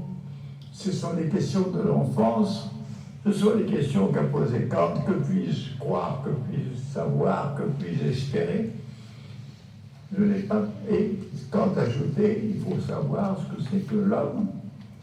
Mais une fois qu'on se pose la question de l'homme, c'est la question que je me suis posée dès que je suis entré dans l'université à 19 ans, ou à 18, l'année de la guerre, je me suis inscrit en philosophie où il y avait la sociologie, la psychologie, je me suis inscrit en histoire, en sciences politiques, j'ai voulu, en quelque sorte, connaître l'humain. Et c'est après, au cours de ma recherche et mon voyage, où l'homme et la mort m'a déjà beaucoup aimé, que j'ai compris que connaître l'humain, c'est pas si simple, parce que par quelle méthode, de quelle façon on va saisir la réalité humaine qui m'apparaissait de plus en plus complexe. C'est-à-dire que les humains, c'est à la fois un individu, et c'est une partie de la société, c'est en même temps une partie d'une espèce, l'espèce humaine, mais que, vu la complexité, c'est que non seulement l'individu est dans la société, mais la société est dans l'individu avec son langage et sa culture, que non seulement l'individu est dans l'espèce, mais l'espèce est dans l'individu avec son ADN, avec son patrimoine génétique, et en plus que non seulement nous sommes les produits d'une reproduction biologique, mais que nous, individus, c'est nous qui continuons cette reproduction, c'est-à-dire nous sommes des produits, producteurs, comme nous sommes aussi producteurs de la société qui nous produit. C'est-à-dire qu'on est obligé de changer les oppositions banales entre cause et effet, quand il y a la boucle cybernétique, entre autonomie et dépendance, quand on sait que l'être vivant, humain, mais tout être vivant doit entretenir son autonomie en renouvelant l'énergie qu'il gaspille par son travail, donc à se nourrir. Donc, l'être autonome dépend de l'environnement, et plus je suis autonome, plus j'en dépends. Quand je suis à mon ordinateur, je dépends du Wi-Fi, je dépends de l'électricité, je dépends des batteries, etc. Donc, si vous voulez, tout ceci amène à une pensée complexe qui essaie d'avoir pas seulement les décompartimenter les connaissances séparées, cloisonnées, mais à changer la façon de penser et de ne plus voir d'autonomie en opposition à la dépendance. Et d'ailleurs, je me souviens d'une phrase de Niels Bohr, ce grand physicien qui a même travaillé essentiel sur cette contradiction logique entre l'onde et la corpuscule, qui sont deux notions qui s'excluent pour la même réalité. Mais il a dit, mais vous savez, cette contradiction qui vous semble étonnante en microphysique, nous la retrouvons dans la vie. Nous sommes des individus discontinus, mais nous faisons partie d'une chaîne continue, qui est celle de notre espèce. Nous sommes des individus discontinus, mais on fait partie d'une totalité continue, qui est la société à laquelle nous appartenons. Donc, voilà un peu tout ce que m'a acquis ma vie d'étudiant.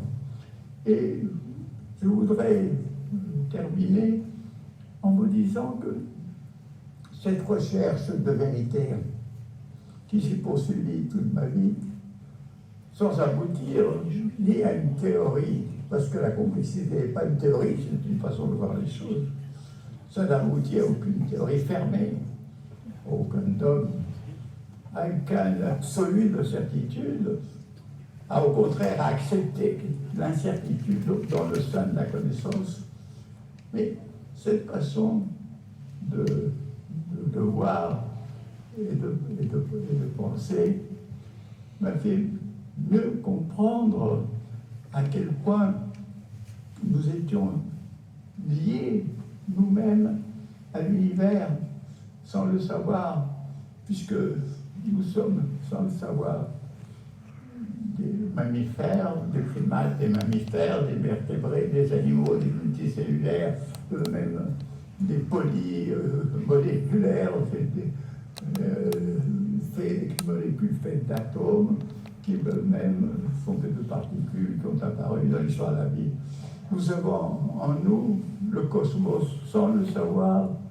Nous portons en nous ce mystère qui nous agite, qui nous veut, qui fait qu'à chaque moment, nous respirons, notre cœur bat, notre machine fonctionne, mais notre machine n'est pas une machine triviale. Et ça, c'est une grande leçon que j'ai reçue de mon maître, Heinrich von Förster, très peu connu, mais qui a joué un rôle énorme. Il a dit, l'être humain n'est pas une machine triviale. Une machine triviale, c'est une machine dont on peut prédire les comportements parce que compte donné qu'on connaît son programme.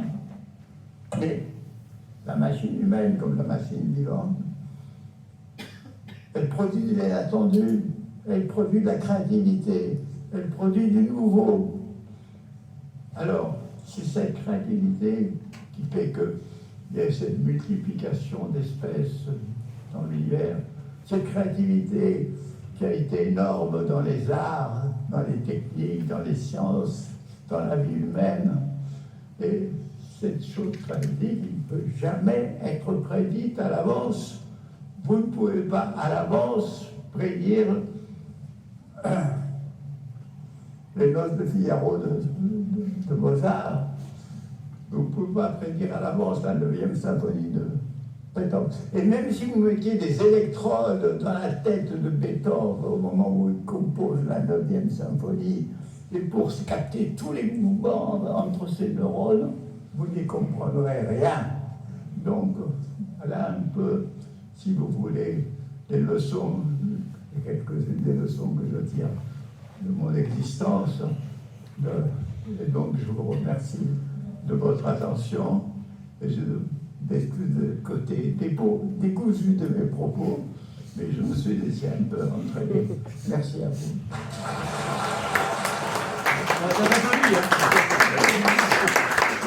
Le monsieur a 100 ans et 3 ou 4 mois. Donc c'est une performance. Maintenant, on va passer le micro dans la salle où les personnes se lèvent et posent des questions à professeur Abdelmalek. C'est toujours la première question qui est la plus délicate à poser. Ensuite, par la deuxième. On passe à la deuxième. Monsieur le maire. Ah bah, si vous voulez. En fait, je réfléchis. Merci beaucoup pour votre présentation qui est bien entendu excessivement intéressante et on apprend beaucoup de choses. Donc c'est difficile aussi de parler après Barbara, bien évidemment. J'espère que tout le monde ne m'en voudra pas. Je me rassois d'ailleurs pour qu'on me voit moins. Effectivement, moi je pensais, je faisais un rapprochement par rapport au pays. La notion de pays avant, effectivement, c'était une zone qui était relativement courte. Il y avait la notion de canton, on pouvait se déplacer dans une journée avec le canton, etc. Et puis petit à petit, ça a augmenté et justement les différentes cultures, les différentes personnalités, etc. sont arrivées très vite. Donc il y a la notion effectivement d'intégration qu'on a parfois du mal à comprendre. Intégrez-vous, bah oui. Ces gens-là aussi pourraient nous dire la même chose. Et surtout, ce à quoi je pensais, c'était la rapidité aussi des déplacements. C'est-à-dire qu'il y a à jouer aussi dans le fait que le pays s'est élargi, etc. De par notamment Wi-Fi, où vous pouvez aller au bout de la planète, effectivement, un clic, de par aussi les transports physiques, avec le TGV, les LGV, j'en passe et des moins V. Et c'est vrai que c'est un domaine qu'on a du mal à maîtriser quand on voit que les gens se permettent d'aller se payer un petit voyage, effectivement, dans l'atmosphère, en dépensant je ne sais pas combien de centaines de milliers d'euros, alors que des gens crèvent de faim, etc. Donc il y a des gros problèmes quand même qu'on a à régler sur notre bonne terre. Et ben aussi, pourquoi pas, à Besançon, comme dans toutes les communes. Et je crois que c'est intéressant de pouvoir réfléchir justement à cette notion de pays et se retrouver justement dans vos propos par rapport à toutes les différences qu'on peut avoir et à quel moment on peut se retrouver justement pour faire des choses. Donc c'était ma question, à quel moment peut-on se retrouver pour réaliser des choses en commun? Excusez-moi. Réponse 3 minutes. Merci. Alors, d'abord, merci beaucoup pour votre mot gentil et votre question. Moi, je crois qu'il y a une erreur de perception dans les perceptions du territoire. C'est de percevoir le territoire comme des poupées russes. C'est-à-dire que vous avez l'ego, l'individu, son nombril, sa chambre, la chambre dans la maison dans un quartier, le quartier dans la commune éventuellement dans une circonscription, canton, etc. Et comme ça, de l'individu jusqu'à la planète, on a l'impression d'une cible, avec l'individu au cœur, et au fur et à mesure, on aurait comme ça des niveaux qui iraient du micro au macro. C'est pas tout à fait comme ça que ça marche. Et pour penser La Bretagne, par exemple, qu'on le veuille ou non, quand on est breton, eh bien, on est français. Quand on est français, on est forcément européen. Et quand on est européen, eh bien, on fait partie de ces terriens. Ça veut dire que, en fait, comme Edgar Morin l'a évoqué tout à l'heure, nous portons en nous, il le dit ailleurs dans d'autres écrits et dans d'autres conférences, nous portons en nous l'humaine condition. On a dans chacune des composantes, c'est la métaphore du collier d'Indra, dans chacune des perles du collier reflète l'intégralité. Et donc, on ne peut pas penser un niveau sans avoir en tête les autres en même temps. C'est-à-dire que pour régler un problème, admettons à Villejean, dans un quartier de Rennes, eh bien ce n'est pas en le réglant uniquement au sein du territoire donc, de Villejean, pas non plus uniquement au niveau de Rennes, voire Rennes Métropole, pas plus au niveau du département uniquement ou de la région. Il doit y avoir, je dirais, une interaction forte entre différents niveaux. Et donc, je crois que ce qui nous empêche de penser les choses telles qu'elles sont, c'est le fait que, encore une fois, je reprends la phraséologie d'Edgar Morin, on compartimente. On a l'impression que l'économie, le politique et le culturel fonctionnent de manière autonome. Or, quand on pose un acte, on n'a pas une partie de nous qui est politique, une partie de l'acte qui est politique uniquement, ou économique, ou culturel. Donc, quand vous allez, je sais pas, vous achetez une cravate, donc bien sûr qu'il y a une dimension économique parce qu'il faut la payer. Mais en même temps, si vous achetez une cravate, c'est parce que vous appartenez peut-être à un groupe social où la cravate fait partie des éléments de présentation de l'identité, présentation de soi, etc. Donc il y a une dimension culturelle et symbolique aussi. Donc quand on prend une décision politique, elle n'est pas que politique. Après, il faut la financer. Et ensuite, elle est perçue par les gens. Donc il s'agit de penser en même temps et la complexité justement de la réalité sociale. Alors maintenant, je crois quand même que la démocratie, c'est... Il y a deux aspects à la démocratie. Il y a le côté théorique, abstrait, conceptuel, qui renvoie aux valeurs, et il y a le côté aussi incarné. Et donc, ces deux aspects, il y a un côté, je dirais, philosophique, et il y a un aspect très anthropologique. Et du coup, pour résoudre un problème, pour moi, le niveau le plus intéressant pour résoudre le moindre problème, c'est toujours, sans conteste, le niveau local. Je ne vois pas comment une décision, il y a un problème à Vezin-Coquet, je ne vois pas pourquoi il faudrait convoquer une réunion de l'Organisation mondiale du commerce. Et pas plus au Parlement ou au Sénat. Donc, et pas plus d'ailleurs, pourquoi pas au Conseil régional, c'est-à-dire qui lui gère des problèmes d'un autre niveau, d'une autre strate. Vous voyez, donc je pense que le territoire, il faut essayer de le penser aussi de manière différente d'un territoire concret. Le territoire, c'est un espace de relations, c'est un espace où il y a des décisions qui sont prises, où il y a du marché, il y a des individus qui vivent, qui ont une identité, qui ont une culture, mais il s'agit de penser tout ça en même temps. Alors en gros, hein, c'est pas, si j'avais une réponse plus précise, je la formulerai, mais donc là pour l'heure, je me limiterai à cette idée que il faut complexifier l'analyse. Quand il y a un problème à quelque niveau que ce soit, eh bien, tous les systèmes sont concernés.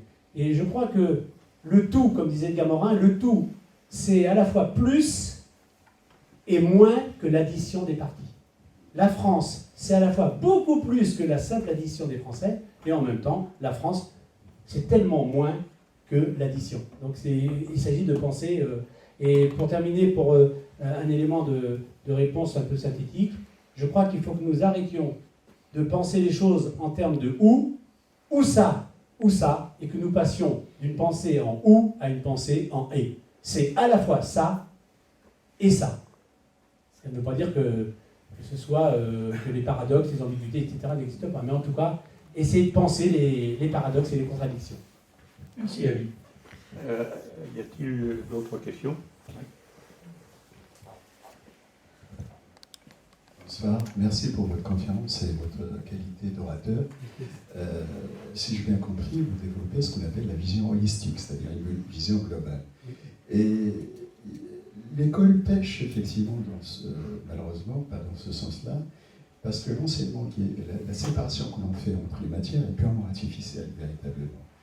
Et en ce sens, on peut donner véritablement un savoir aux sachants, en quelque sorte, parce que le savoir, c'est pas juste une simple addition des connaissances, mais un ajustement harmonieux des connaissances qui vous donne effectivement un savoir. C'est-à-dire essayer d'élargir son point de vue pour se rapprocher de cette vérité dont vous parliez tout à l'heure, à laquelle fait référence M.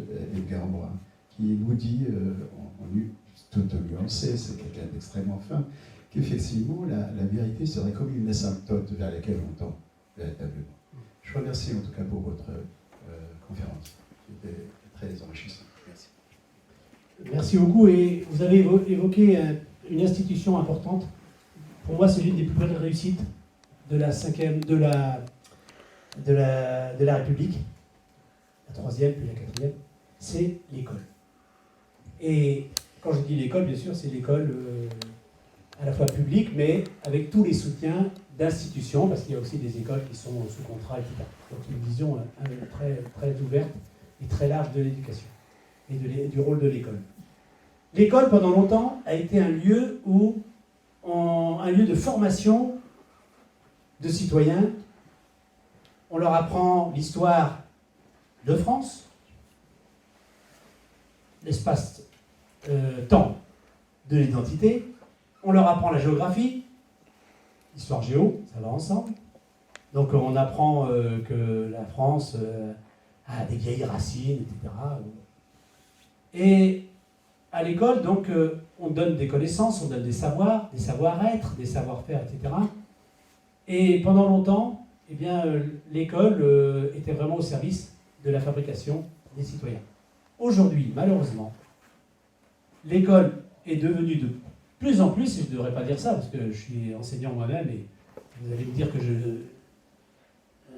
je scie la branche sur laquelle je suis assis, mais néanmoins, j'ai la forte conviction que l'école, si on apprend des choses à l'école, bien sûr qu'on en apprend, de l'école maternelle à l'université, collège, lycée, mais l'école est devenue aujourd'hui, de plus en plus, une machine à délivrer des diplômes.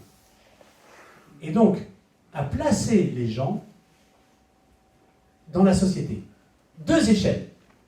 Une échelle, celle des diplômes, le bac, CAP, BEP, bac pro et compagnie, bac plus 2, bac plus 3, les licences, bac plus 5, le master, et bac plus 8 donc pour les tests. Donc on a une échelle des diplômes, correspondant à une échelle sociale.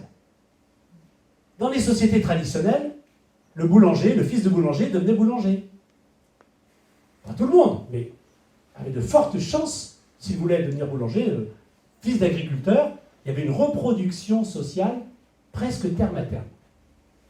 C'était donc la famille qui était, dans la société traditionnelle, et notamment avant la Révolution française, le mode de transmission à la fois de connaissances, de savoir, de la morale, etc. Parce que dans la famille, on est censé quand même, dans l'éducation, quand on éduque des enfants, leur dire ce qui ne se fait pas, en principe. Hein, quand on est un petit peu équilibré soi-même et un peu épanoui, ce qui est difficile pour les adultes, aujourd'hui, eh bien, on donne sans donner des cours, mais on forme à la morale, on forme à l'éthique.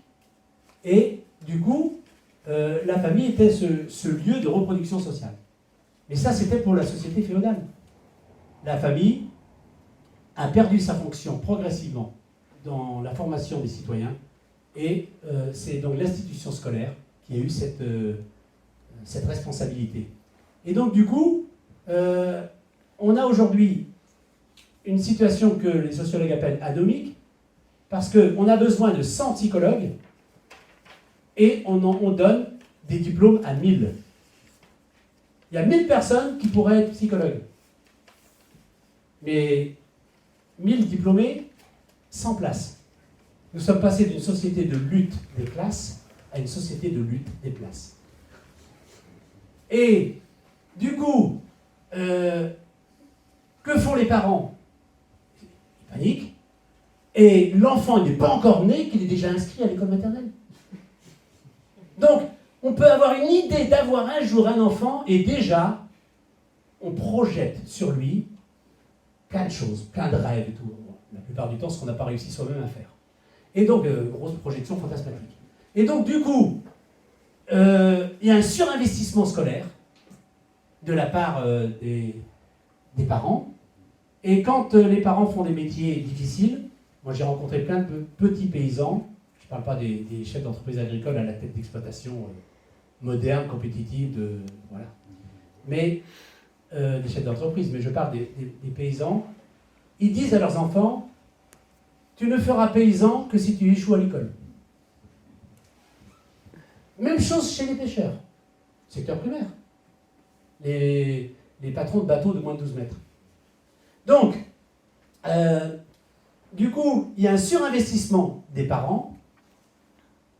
Au Japon, on a carrément des suicides de jeunes, tellement les contraintes sociales et familiales sont énormes. De temps en temps aussi, on a des enfants, en France aussi, hein, dans des prépas, on a des burn-out, on a des... Vous voyez, donc la casse, elle existe aussi en France, hein, il n'y a pas qu'au Japon. Donc, du coup, dans une société où le groupe est moins important, la collectivité est moins importante que les personnes, les individus, nous sommes dans une société individualiste quand même. Et la solidarité est de moins en moins réelle, la coopération est remplacée petit à petit par la compétition. Et du coup, ceux qui réussissent à l'école disent à la fois, j'ai réussi parce que... Alors aujourd'hui c'est difficile à dire, hein. Je suis doué, parce que tout de suite on va dire l'idéologie, c'est génétique et tout, donc ça passe pas trop. Hein.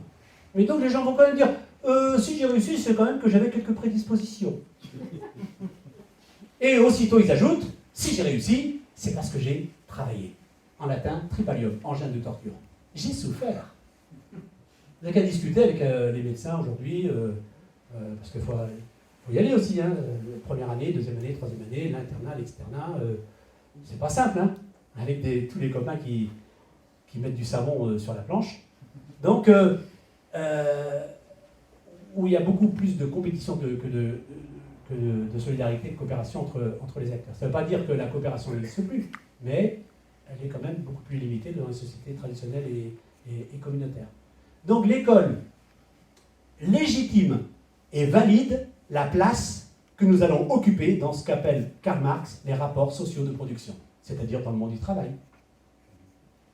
Et donc on fait croire, les libéraux nous font croire, les philosophes libéraux nous font croire, je pense par exemple l'ancien ministre Luc Ferry, nous font croire que les classes sociales, les familles ne jouent plus. De qui on se moque? On voit quand même bien que les enfants qui sont à l'école dans la même classe n'appartiennent pas aux mêmes classes. On sait quand même bien que les chances des enfants d'ouvriers de réussir sont plus faibles que les enfants de couches dites abusivement supérieures, disons de familles aisées. Regardez le nombre d'ouvriers à l'école polytechnique, d'enfants d'ouvriers, et regardez le nombre d'enfants de chefs d'entreprise, de cadres supérieurs dans des bacs professionnels. Et moi j'ai même vu un certain nombre d'enseignants, on va dire de couche moyenne intellectuelle, passer leur temps à dire aux élèves qu'il fallait faire des diplômes techniques. Eh bien oui, quand même, l'entreprise, il y a du boulot, vous allez trouver du travail. Mais ils le disent aux autres enfants, mais pas aux leurs. Et donc, on a cette hypocrisie sociale qui consiste à donner des conseils aux autres et à mener des stratégies pour soi différentes. Je pense que la planète, et on peut la diviser en deux, ceux que j'ai appelés donc les homo strategicus, qui mènent des stratégies, que ce soit les jeunes, les enfants, les parents, les adultes, etc., les stratèges. Eh bien, dans cette société où la stratégie est importante, eh bien, si vous voulez réussir une stratégie, faites-la, menez-la, mais n'en parlez jamais. Parce que quand vous donnez à voir votre stratégie, elle s'annule. Donc il y a des gens qui mènent des stratégies et d'autres qui en parlent. Et comme on dit dans le Pigalo, il y a des faisous, il y a des zoos. Encore une ou deux questions. Oui, allez-y. Francis. Non, allez-y, allez-y. Il vous tend le micro. Ah bon? Francis, Oui, je voulais, dans cette recherche tout à fait intéressante sur la compréhension du monde dans lequel on vit, auquel on appartient, je voudrais parler de notre étonnante cécité, alors même que parfois nous croyons connaître des situations ou des pays. Par exemple, je viens de découvrir avant-hier, alors que je travaille depuis plus de 30 ans en Afrique et sur l'Afrique, et où je dénonce à juste titre les potentats, les dictateurs qui se gavent sur des peuples affamés, je viens de découvrir,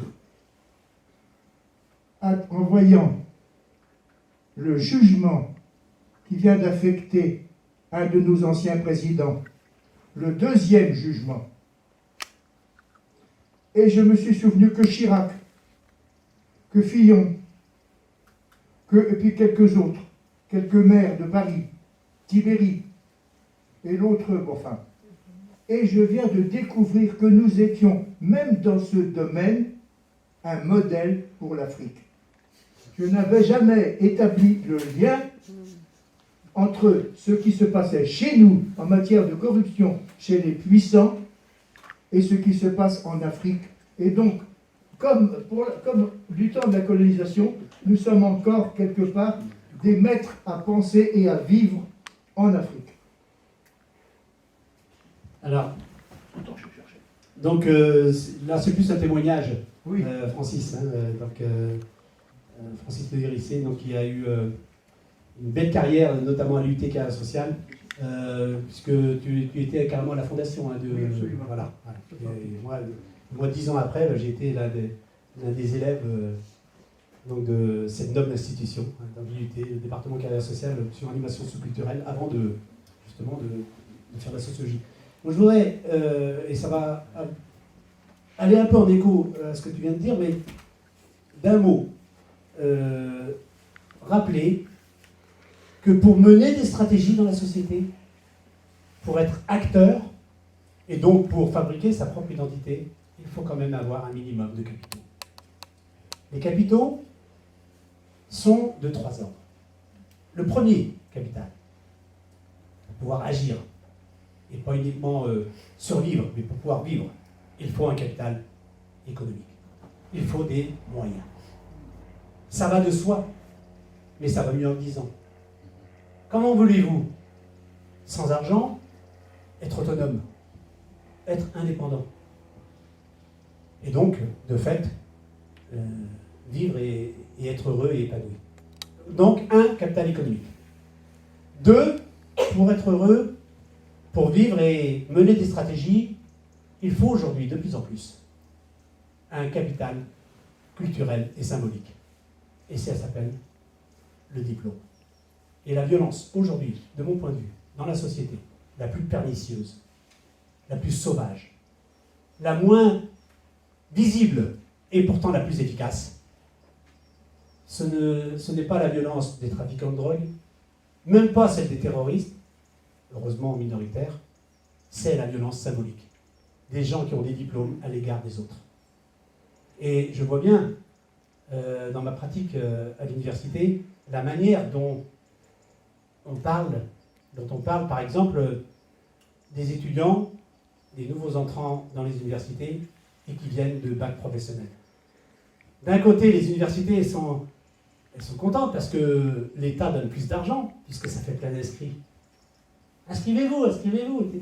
Mais une fois qu'ils sont inscrits, comment sont-ils traités? À la fois par leurs camarades, souvent d'autres classes sociales, les enfants de couche moyenne intellectuelle, les enfants de cadres, les enfants de chefs d'entreprise, etc. Ils sont comme des poissons dans l'eau à la fac. Mais je peux vous dire que parfois, dès la première année, si je ne les maîtrisais pas, si je ne les contrôlais pas, si je ne les rappelais pas un petit peu à la règle, du respect à la fois de ma personne et de mon grade et de mon statut et de mes fonctions, mais ils me tutoieraient. Tellement ils sont à l'aise. Ce n'est pas le cas de ceux qui sont stigmatisés, et justement, parce qu'ils manquent, non pas de culture, mais il leur manque le symbole de la culture, le symbole des savoirs nécessaires dans notre société contemporaine et moderne. Et donc, cette violence symbolique, elle s'exerce par exemple à la télévision. Vous imaginez une femme, comme on dit, une femme de 50 ans, une ménagère de 50 ans, et l'animateur de télé, pendant un jeu très anodin, qui lui dit alors, quel est votre opéra préféré? Déjà, le mot opéra, c'est pas évident qu'elle l'ait entendu très très souvent, mais de là à répondre devant 5 millions de personnes et de montrer publiquement, et c'est pour ça que je trouve qu'il y a un côté, à la fois c'est du voyeurisme, c'est pour moi la télévision, quand elle propose ce genre de choses, eh bien, en lieu et place de la beauté et de l'érotisme, elle nous propose un moment pornographique. C'est-à-dire qu'elle donne à voir des choses qui ne concernent pas tout le monde. Et notamment, elle humilie. Et la télévision, dans ces cas-là, c'est une entreprise d'humiliation instituée et institutionnalisée. Comment parle-t-on des gilets jaunes aux 20h? Alors, du coup, on s'étonne qu'à gauche, ou plutôt à l'extrême gauche, ou à droite, à l'extrême droite, on s'étonne justement que la culture populaire soit récupérée par les populistes. Ben évidemment, puisque les gens bien insérés, bien comme il faut, qui ont des capitaux économiques, qui ont des capitaux symboliques, culturels, eh bien, les délaissent, voire les humilient. Et en tout cas, ne leur laissent aucune place dans la société. Et donc, le troisième capital qu'il faut pour réussir dans la vie, pour vivre tout simplement, pour mener des stratégies, c'est pas uniquement du capital économique, c'est pas uniquement du capital culturel et symbolique, c'est aussi un capital social. Aujourd'hui, seul, vous n'arriverez jamais à rien. Vous pouvez avoir un projet personnel, mais si vous n'êtes pas dans un réseau, et mieux, avec Patrick, on connaît bien ça, dans un cœur de réseau, dans un réseau de réseaux, où on effectue des synergies entre les potentialités, eh bien, si vous n'êtes pas dans un réseau, eh bien, c'est que vous n'avez pas de capital social. Le capital social, c'est quoi?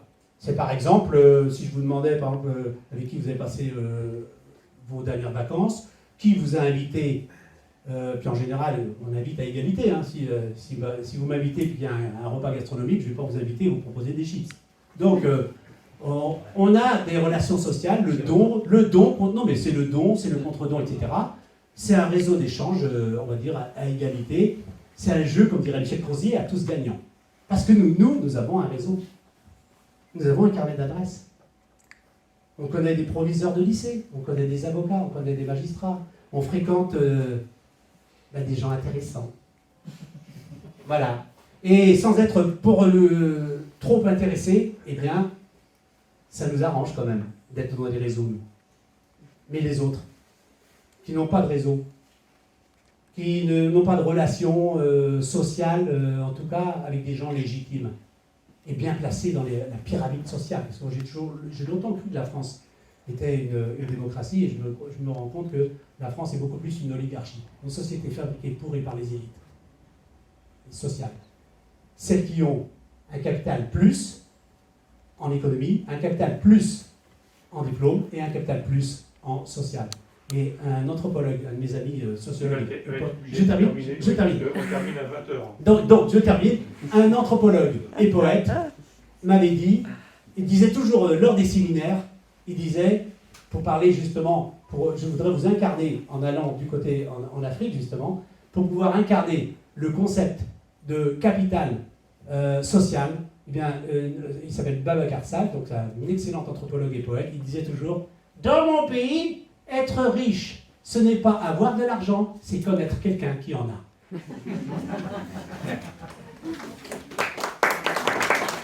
Encore une ou deux questions.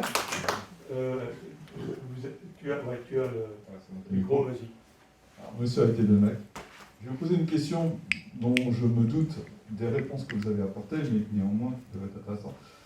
C'est au niveau justement du rapport d'identité et territoire. Est-ce que l'Union européenne n'apporte pas justement un effet paradoxal qui amène justement à accentuer le rapport identitaire local, si vous voulez, par rapport à cette globalité-là que représente justement l'Union européenne?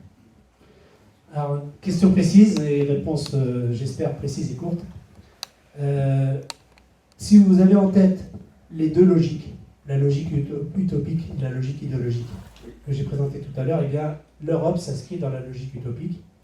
Et donc, le problème qui se pose, c'est que l'Europe joue un jeu pernicieux, je dirais même parfois pervers, avec les nations.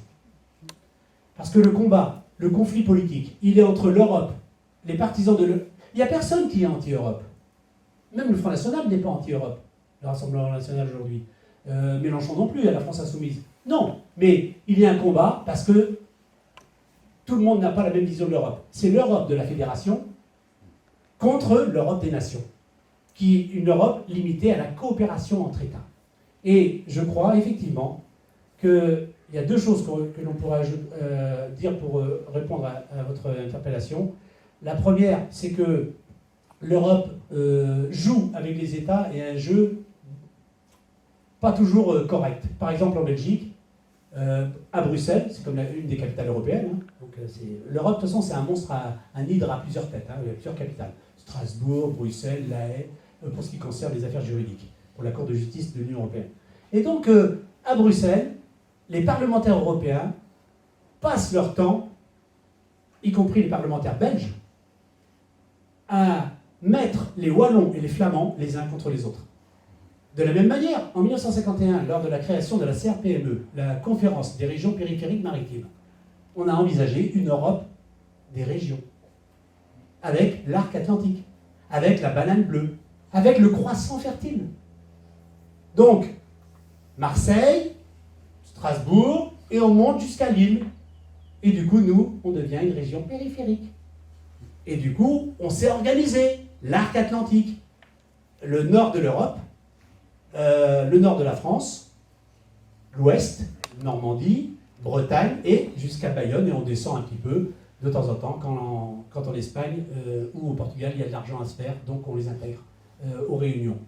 Et donc, je crois que l'Europe a plutôt intérêt, du point de vue des institutions, à travailler main dans la main avec les seuls représentants légitimes des nations et des citoyens. Ce sont effectivement les élus nationaux. C'est-à-dire que ça ne veut pas dire qu'il ne faille pas faire l'Europe, mais on ne fera jamais l'Europe contre l'État. Merci.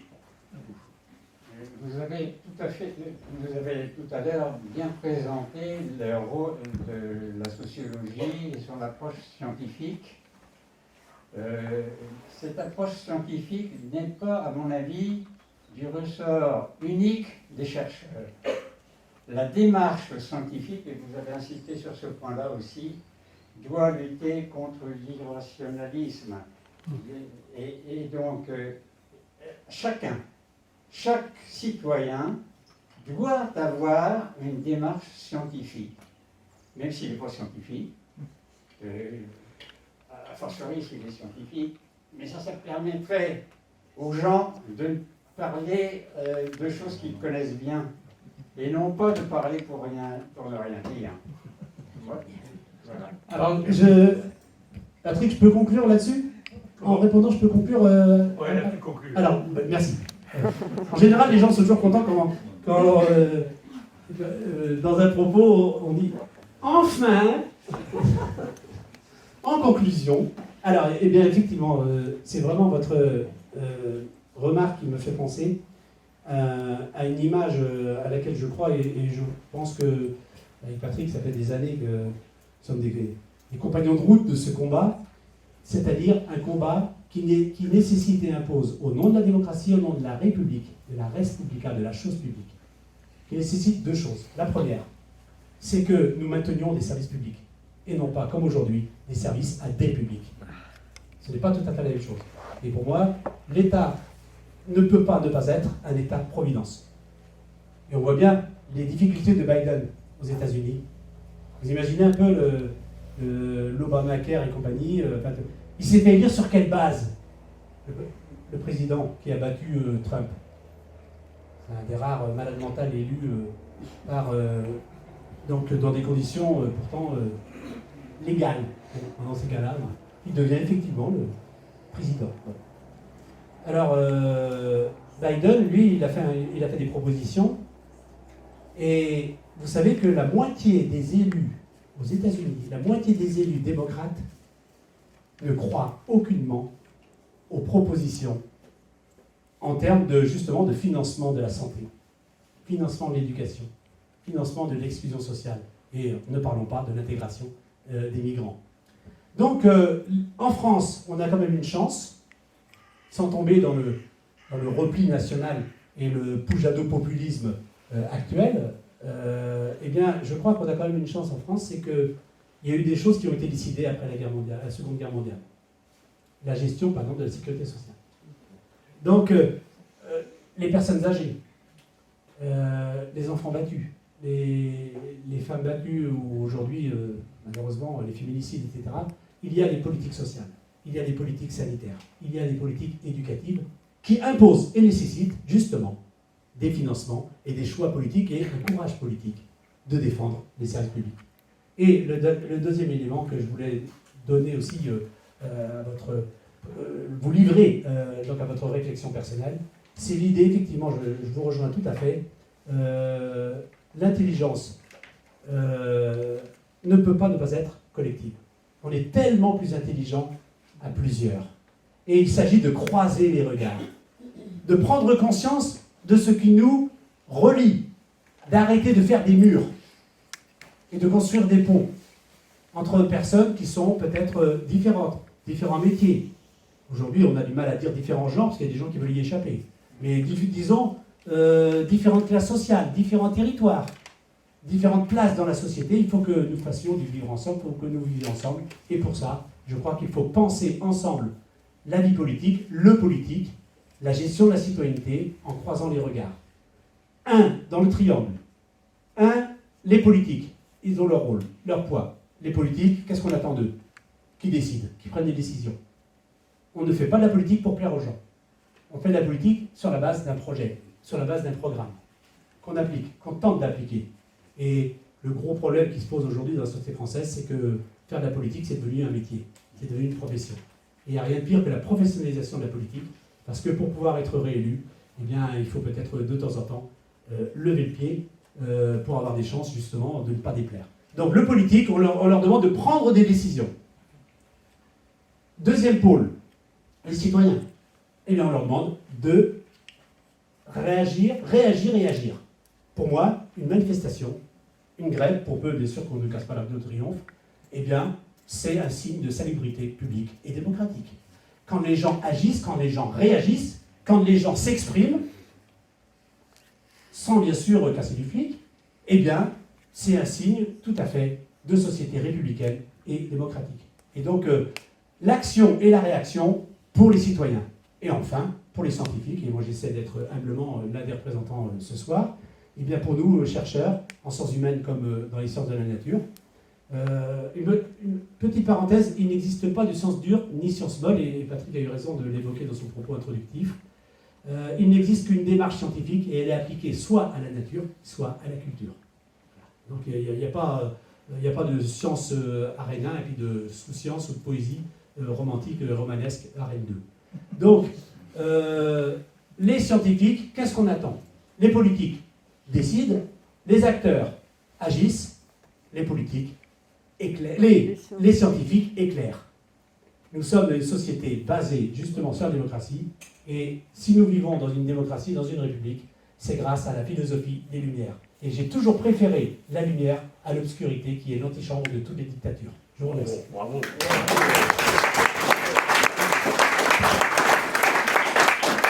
Merci. Merci et bon retour. J'espère que vous avez passé une bonne soirée.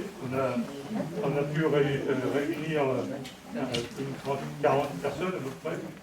C'est pour nous une grande satisfaction. Monsieur le maire, on a eu raison de le faire, parce que au regard des questions, ça prouve que les citoyens vosinois s'intéressent. Donc peut-être à l'année prochaine. Merci. Oui, ouais, j'ai pensé à toi. J'ai pensé à tous les copains des discussions. Merci. Et au fait, qu'est-ce qui devient ton fils?